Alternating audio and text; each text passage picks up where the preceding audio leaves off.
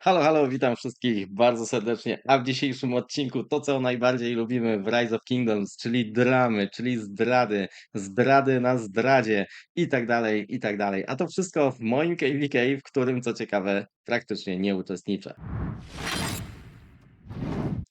Witam wszystkich z tej strony Snow. Jeśli oglądaliście moje wcześniejsze odcinki, to wiecie, że ja już tutaj z tego KVK się praktycznie teleportowałem, nie uczestniczę w nim. Tutaj wydarzyło się tyle absurdów w ogóle. Powiem wam, że na tych niskich seedach to czuję się trochę tak, jakbym był w KVK 1, 2 albo 3 na tych młodych królestwach, bo tam jest bardzo podobnie, jeśli chodzi o różnego rodzaju dramy i tak dalej. Z tym mi się to kojarzy. Ja nie do końca w sumie jakoś tak lubiłem to, ale lubiłem bardziej taką normalną walkę, i tak dalej. To jest coś, co mi bardziej odpowiada, no ale też fajnie jest, jak coś się dzieje, a tutaj się dzieją takie rzeczy, że to jest naprawdę mistrzostwo świata.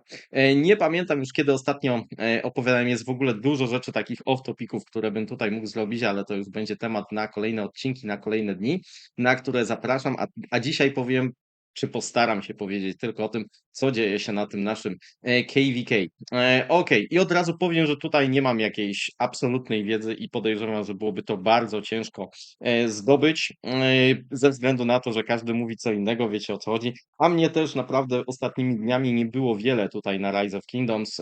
Cieszyłem się majówką i piękną pogodą, a nie tutaj dziubaniem w Rise of Kingdoms, więc dużo rzeczy, które się tutaj dzieją, mogą nie być prawdą. Pewnie też ludzie mają różne informacje i tak dalej. Ja będę trochę gdybał, trochę mówił, wróżył z fusów, trochę z tego, co tutaj widzę, co się w ogóle dzieje. Więc pamiętacie, że nasi wspaniali sojusznicy stwierdzili, że nas zaatakują, bo tak, bo praktycznie głównie dlatego, że nie umieją czytać ze zrozumieniem, ale spoko, zaatakowali nas, no to już jakby przeszłość. No i później przeszli tutaj do bramy numer 7, którą oczywiście przegrali całą strefę. Tutaj całkiem fajnie, jeśli chodzi o tą drugą stronę, o wodę, to woda całkiem niezłą miała taktykę, w sensie takim, że mogli mocniej zaatakować ten nasz obóz, ale tego nie robili. Po prostu sobie tutaj bili na fortach, walczyli i tak dalej i myślę, że to poniekąd była też ich taktyka. A dlaczego, to za chwilę powiem. Z drugiej strony, to już chyba mówiłem, tutaj była naprawdę bardzo dobra walka na bramie numer 7. Dużo zmarłych jednostek po drugiej stronie, ale później jak już wiatr się przebił, to było bardzo szybko. No i jedna i druga strona, czyli ogień i woda bardzo szybko sobie poradzili w Kingslandzie, gdzie szczerze nawet nie wiem, czy tu w ogóle była jakaś wojna, czy w ogóle była wojna w Kingslandzie, czy ktoś się tym przejął chociażby na chwilę. No i ogień i woda weszli do Kingslandu, zajęli Kingsland, no i praktycznie można by powiedzieć koniec KVK. Ale oczywiście to nie może być koniec KVK, bo przecież, żeby był koniec KVK, to ktoś musi wziąć ten budyneczek tutaj na środku. Ktoś musi tą gwiazdeczkę przytulić, najświętszą na świecie.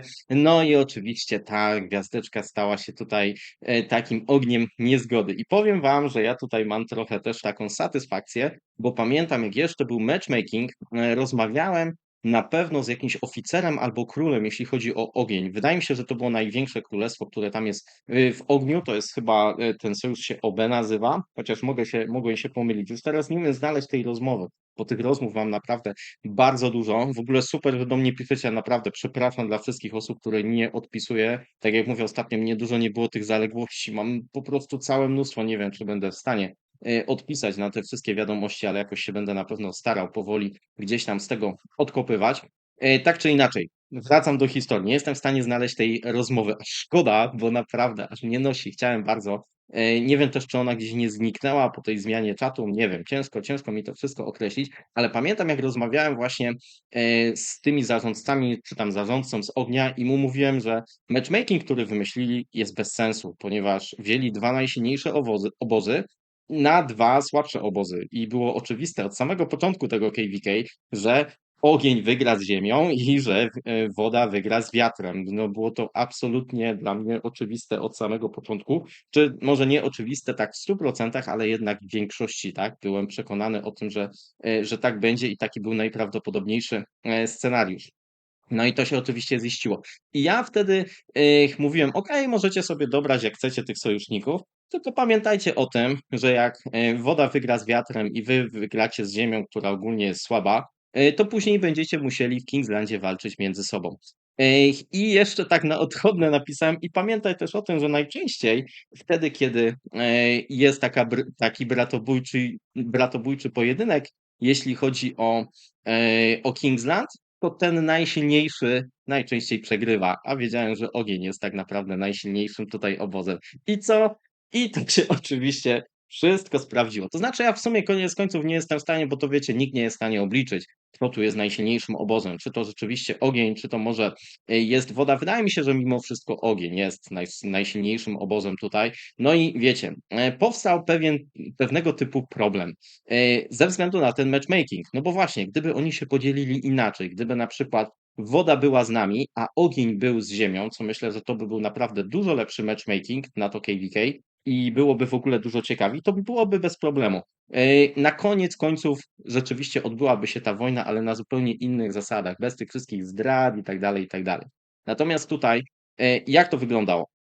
Ogień bardzo szybko wygrał tutaj strefę piątą, jeśli chodzi o Lucernę. Tutaj było naprawdę niewiele walki ze strony Ziemi i to też bardzo mocno gdzieś tam naszemu obozowi gdzieś podcięło skrzydła, no bo widzieliśmy, że Ziemia nie walczy i jak Ziemia straciła już całkowicie strefę, to też było widać spadek aktywności po naszej stronie. Tak czy inaczej, myśmy w tej strefie piątej walczyli dużo dłużej, tak? I rzeczywiście jeszcze były takie czasy, że mieliśmy o co walczyć, więc po tej strefie już na pewno woda zauważyła pewną rzecz. Po pierwsze, ogień bardzo szybko sobie poradził z ziemią i jest bardzo silnym obozem. Natomiast jeśli chodzi o statystyki, to oni na pewno po tych pierwszych strefach mieli te statystyki lepsze. No i wiedzieli też, że już na pewno wygrają KVK, no bo tak jest w Heroic Anthem, tak? Jeżeli ty wygrywasz po swojej stronie i twój sojusznik wygrywa po twojej stronie, no to na 99% wygrywacie KVK. Bardzo rzadko to się zdarza, żeby coś tam się odwróciło. No i cóż, następne strefy, wydaje mi się, że i woda, i ogień zaczęli już kombinować. Zaczęli kombinować na takiej zasadzie, że w sumie okej, na pewno KVK wygramy, ale warto by przecież też przytulić Zigura. No i teraz zaczęli myśleć, jakby tutaj zrobić tyle punktów, żeby z DKP wyszło, że to my zdobywamy Zigura. DKP, jeszcze tylko tak szybko powiem, że to są te numery statystyki, kto więcej zrobił zabić, kto więcej stracił jednostek i tak dalej, i tak dalej. I wydaje mi się, że przy otwarciu bram numer 7 to już dużo bardziej, to było bardziej na to, kto lepiej skalkuluje sobie i zaczęli taką małą rywalizację właśnie pomiędzy swoimi sojusznikami. Kto tych numerów będzie miał więcej. Nie wiem, jak to też wyglądało na tych ołtarzach wszystkich, jak tutaj wyglądała walka, ale podejrzewam, że tutaj też mogło być coś na rzeczy. I zaczęło się pewnie też kombinowanie, co gdyby nas ktoś tam zaatakował. No i cóż, wydaje mi się, że na koniec dnia spotkali się i chcieli porównać numery. I wydaje mi się, że woda miała rzeczywiście te numery lepsze, ze względu na to, że różnica pomiędzy wodą i wiatrem była mniejsza niż różnica pomiędzy ogniem i ziemią. W sensie takim, że ziemia nie była w stanie tyle walczyć, zwłaszcza w polu, co wiatr był w stanie walczyć z wodą. Więc automatycznie przez to, że przeciwnik częściej był dostępny, no to woda miała te statystyki lepsze. A ogień miał takie wrażenie, że okej, my jesteśmy teraz silniejszym obozem i musimy oddać Zigurat słabszemu obozowi, bo oni mają lepsze statystyki. No i to jest, wiecie, to jest idealny przepis na dramę. To się już tyle razy spotkało, że naprawdę Mistrzostwo Świata. Szkoda, że jeszcze nie zalosowali tym, wiecie, kołem, tak jak było w tym Imperium KVK, to już by było też świetne. Więc nie zdecydowali się niestety na koło, ale na pewno tam była drama i podejrzewam, że ta drama gdzieś tam zaczęła się już kręcić w pobliżu tych bram siódmych, później właśnie Kingsland. Kto ten Zigurat bierze, kto nie bierze. Wydaje mi się, że z tych numerów, ja nie mam numerów, jak wyglądały te statystyki, nikogo tam nie prosiłem, nie interesuje mnie to. Podejrzewam, że z numerów wychodziło, że woda, ogniowi się to nie podobało. I teraz jest już tylko kwestia tego, kto zaczął wojnę. W sensie, kto zaczął kogo atakować, kto wymyślił, żeby okej, dobra, skoro nie statystyki, to zobaczmy teraz, kto naprawdę jest silniejszy. No i nie wiem, bo oczywiście jedni mówią tak, a drudzy mówią tak, czyli ogień będzie mówił, że to woda ich zaatakowała, woda mówi, że ogień ich zaatakował. Tak czy inaczej, nie skończyło się oczywiście na walce pomiędzy nimi. Ja tą walkę też przewidziałem, pamiętam, że jeszcze w ten dzień, co właśnie zaczęli nas atakować nasi superowi sojusznicy, to powiedziałem, że zobaczycie, że jeszcze jest bardzo duża szansa, że właśnie taki bratobójczy pojedynek się odbędzie i my powinniśmy być gotowi na to, żeby odpowiedzieć na to. W sensie, żeby poczekać nawet, niech oni się tam wybiją ile się da, a my później ich zaatakujemy właśnie na zasadzie: „A, bijcie się między sobą, a my tutaj zgarniemy całą pulę albo zaatakujemy was na koniec, jak już nie będziecie mieli zupełnie surowców i jednostek”. To oczywiście jest wątpliwy scenariusz, który się koniec końców nie odbył, ale tutaj cały czas jeszcze jest piłka w grze. Ja podejrzewam, że tu naprawdę się może jeszcze dużo wydarzyć, zanim to KVK się skończy. Tak czy inaczej, na ten moment zaczęła się walka. Zaczęła się walka pomiędzy wodą i ogniem, tylko że woda była sprytniejsza na pewno w dyplomacji. A to dlatego, że woda nie była aż tak wredna, jeśli chodzi o rozmowy z wiatrem, czyli wiecie, tam było takie bardziej: „O dobra, walczymy, fajnie, fajnie”. Natomiast ogień, jeśli chodzi o ten Lost Kingdom Chat, to oni cały czas pisali, jaka ziemia jest beznadziejna, jak szybko oni z nimi wygrali, o jak oni walczyć nie potrafią, o jaki beznadziejny obóz i tak dalej, i tak dalej. I to może też być dla was takim punktem. Zawsze się zastanówcie, dobrze jest, jeżeli król naprawdę nie pozwala na to, żeby gracze jakoś specjalnie się tam trollowali, lisowali, ale najgorzej jest, jeżeli to robią królowie albo elfurki właśnie z danego sojuszu, bo wtedy to jest naprawdę bo jeżeli wiecie, zawsze się tam znajdzie jakiś idiota albo troll, który będzie wypisywał różne głupoty na Lost Kingdom czacie i tym się tak bardzo nikt nie przejmuje. Ale jeżeli to są osoby z leadershipu, no to jest to jednak inaczej widziane i tutaj to były osoby z leadershipu, które różne rzeczy właśnie pisały. Więc koniec końców Ziemia na pewno nie miała miłych doświadczeń, jeśli chodzi o ogień, tak? Nie byli przyjaciółmi, nie lubili ich i tak dalej. Wiatr też nie do końca. Wiatr, wiecie, jeśli chodzi o zdradę, o tych naszych super sojuszników i tak dalej, jeżeli można komuś wbić miecz w plecy, no to na pewno nasz obóz i ci liderzy, którzy tutaj są, to są tacy, którzy bez problemu powiedzą: „Tak, tak, my jesteśmy pierwsi do tego, nie ma problemu, wszystko byle tylko”. Oni to zrobią nawet bez nagród, a jeszcze z nagrodami to jeszcze tym lepiej, więc bardzo łatwo znaleźć ogień jako sojuszników właśnie do tego rodzaju akcji. No i oczywiście to się stało, czyli koniec końców 3 na 1, czyli w wodzie udało się zdobyć sojuszników właśnie jako wiatr, właśnie jako ziemia. Podejrzewam, że tam różne były tłumaczenia. No, zobaczcie na DKP, my tu mamy lepsze numery, nam się Ziggurat należy, ogień nas zaatakował, my teraz chcemy uczciwości w tym KVK i oczywiście w imię uczciwości i wyższych zasad tutaj zaatakowano ogień, no bo przecież uczciwość i zasada jest najlepsza wtedy, kiedy można jeszcze dodatkowo przytulić różne nagrody, kiedy można, wiecie, sobie się teleportować do Kingslandu, kiedy można na chwilę chociaż przejąć ten Ziggurat i tak dalej, i tak dalej, i tak dalej. I można nawet napisać na koniec, że wygrało się KVK przecież. Także wydaje mi się, że pod tym względem to pasowało. Ziemi to na pewno pasowało, bo tak mówię, mieli kosę z ogniem, więc podejrzewam, że ich też nie trzeba było zbyt dużo przekonywać. No i co ten ogień mógł zrobić jako najlepszy obóz, który tutaj walczył, czy tam wydaje mi się, że najlepszy obóz, który tutaj walczył. No co mógł ogień zrobić? No 3 na 1 na pewno nie mieli szans. Oni oczywiście wygrali bez problemu z ziemią, ale no wiecie, co innego ziemia, a co innego woda, to jest po pierwsze. Po drugie, co innego walczyć z jednym obozem naraz, a co innego walczyć z 3 obozami naraz. Myślę, że gdyby była taka walka rzeczywiście pomiędzy ogniem i wodą i reszta po prostu stoi z boku i tylko ogląda, to myślę, że ogień by wygrał. Ale no 3 na 1 na pewno nie wygrają, więc tak to się wszystko potoczyło i tak to się na razie odbywa, czyli zdrada w Kingslandzie i widzicie, że tutaj ogień trochę przeszarżował, ale myślę, że tutaj niekoniecznie przeszarżowali w ogóle, wiecie, już w tym KVK. Nie wiem, kto kogo zaatakował. Może oni rzeczywiście próbowali i zaatakowali tą wodę.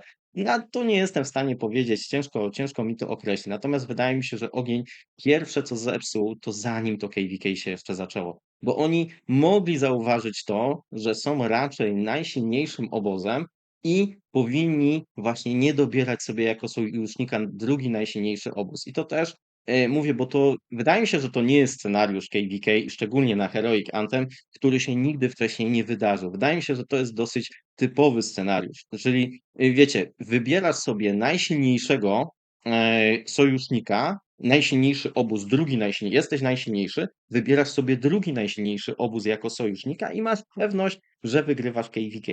Tylko właśnie, jeżeli ta pewność jest zbyt duża, jeżeli tej walki nie było może tyle, ile ktoś by tam chciał, to sam się prosisz o bitwę o Zigurat. Myślę, że gdyby Ogień sobie wziął jako właśnie sojusznika Ziemię i razem by tutaj pracowali, to byłaby bardzo widoczna dysproporcja, że Ogień był dużo silniejszy od Ziemi i nawet w tym DKP spokojnie by to wyszło. Podejrzewam, że Ogień wygrałby z wodą, podejrzewam, że Ziemia wygrałaby z nami, z wiatrem, a nawet gdyby to była taka walka, wiecie, 50-50, to podejrzewam, że w Kingslandzie wygrałaby ta koalicja właśnie, jeśli chodzi o ziemię i ogień, ale to się nie stało. Wydaje mi się, że tutaj tak naprawdę ogień zawalił, że spokojnie mogli tą gwiazdkę wziąć, e, dobrze kombinując jeszcze przed KVK. Moim zdaniem kombinowali źle, no i teraz zapłacą za to cenę.